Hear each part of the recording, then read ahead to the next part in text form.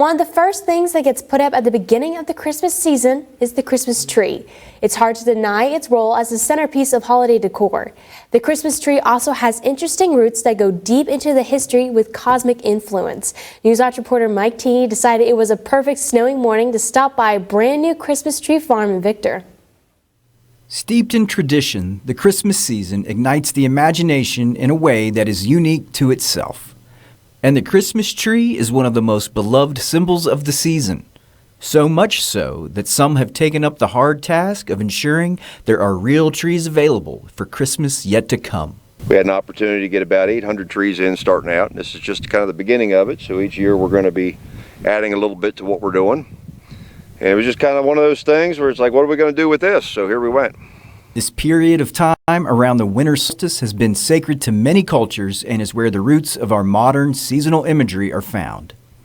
Customs and observances around the solstice, which began prior to Christianity, included bringing evergreen branches inside the home during this dark season. The solstice itself was important to these early cultures because it meant that the days were now slowly getting longer. More light was coming. As Christianity began to spread in Europe, the pagan tradition of bringing evergreens inside during the dark season was absorbed into German culture, where they began to decorate evergreens with apples, calling it a paradise tree. Some of these Germans brought this tradition with them when they immigrated and settled in the United States. German communities in the U.S. had trees on display as early as 1820. Queen Victoria of England asked her German husband, Prince Albert, to put a paradise tree up in 1848. An engraving of the royal family around this tree was published, and the Christmas tree tradition was released upon the masses. It wasn't long before this cozy tradition had become mainstream. Christmas trees also help create the fertile ground that creates so many memories around the season. My best memory on a Christmas tree is my son was probably about 4 or 5 years old. And we were here, and it was snowing like this, only it was a little deeper.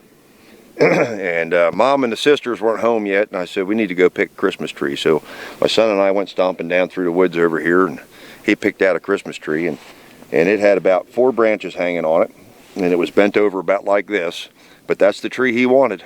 So we bricked that thing in the house, and we got it set up, and it could hold about 4 ornaments on it. When Mom came home, she just kind of looked at me and said, what is that? I said, that's your son's Christmas tree. He's the one that picked it out. Of course, all Christmas trees are different, and so I attempted to get to the bottom of some long-standing debates. You like colored lights or you like clear lights, Daryl? You know, my wife's got both of them in there, and they go back and forth, yes. I don't know. It depends on what year it is, I guess. I just kind of do what I'm told. You put an angel on top of your tree or a star? We put an angel on the top of the tree. Reporting from Victor, this is Mike Teeny, Newswatch 4.